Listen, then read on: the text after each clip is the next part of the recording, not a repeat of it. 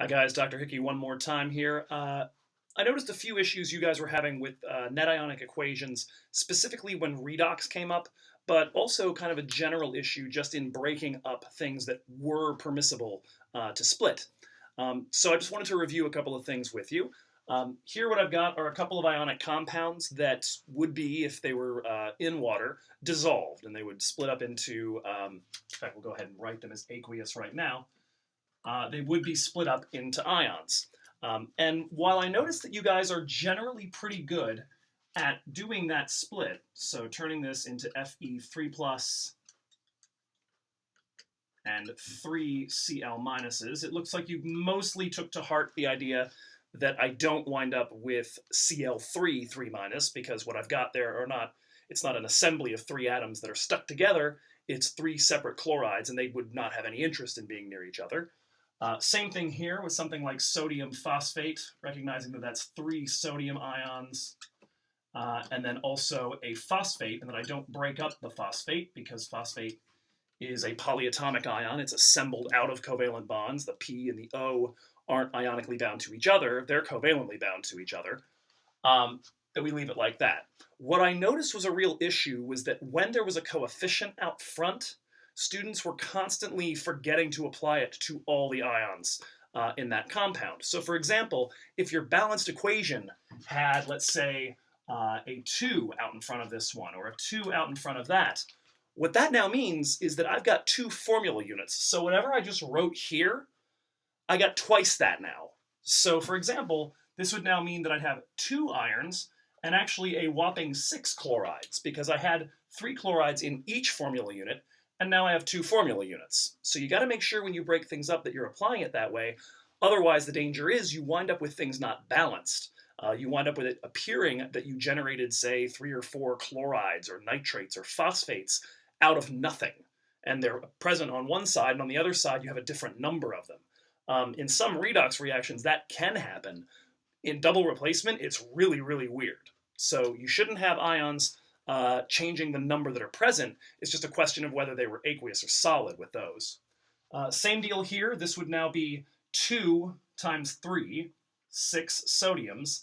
And in the case of the phosphate over here, I would now have 2 of those out front. Okay? So make sure when you're splitting something like this that if there's a coefficient in the original equation, you actually carry it through, and you make sure that you've now doubled or tripled everything that was present to begin with. Okay?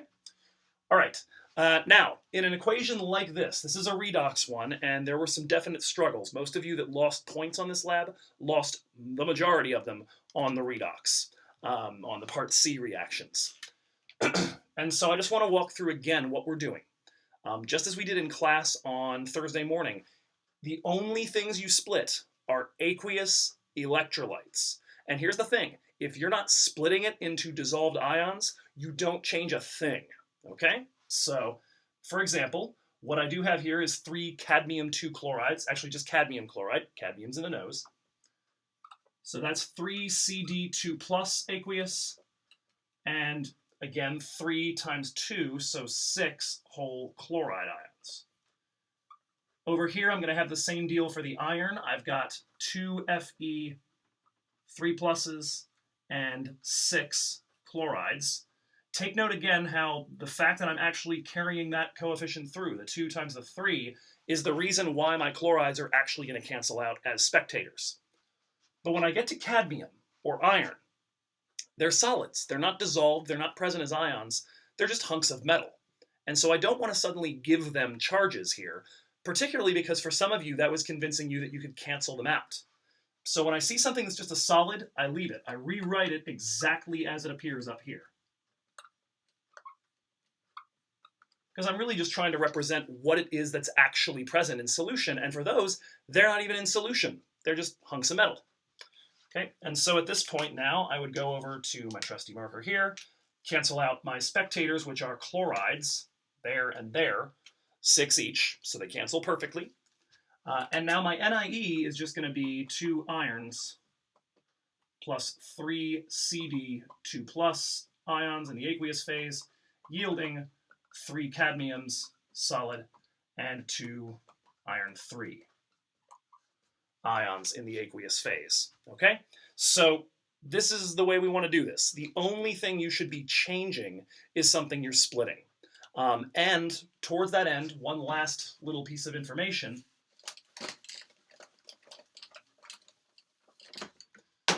I was getting a lot of this as net ionic equations. Ag aqueous plus I aqueous. And then let's say that that was generating silver iodide solid. What I was then seeing you guys do was still splitting this into Ag and I and just writing solid. That is no good. If it's a solid, again, you're not touching it. You're not splitting it. You're not changing anything.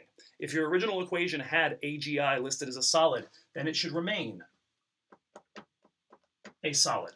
Because remember, in this case here, it's not just that you're going from aqueous to solid. It's that in addition, you're forming a compound from what used to be two dissolved ions. Okay? So just hoping to clarify a few things. Feel free to shoot me an email via my email address. Do this from your own email address, jhickey@dvc.edu.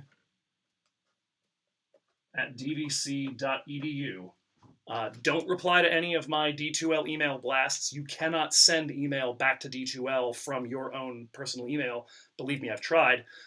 You also, if you email me from D2L, it might take me a little while to see it if you actually are in D2L and get me through there.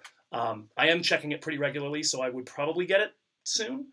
But if you've got any questions, this is the quickest way to do it. Email me there from your own personal email address. That'll be all. Have a good weekend. I'll see you Monday. Remember, office hours from 9 to 10:30 on Monday. Also, that's in PS 110, and also 7 to 8 in the morning and 9:30 to 10:30 in the morning on Tuesday in my office right here in PS 253. I'll see you soon. Bye.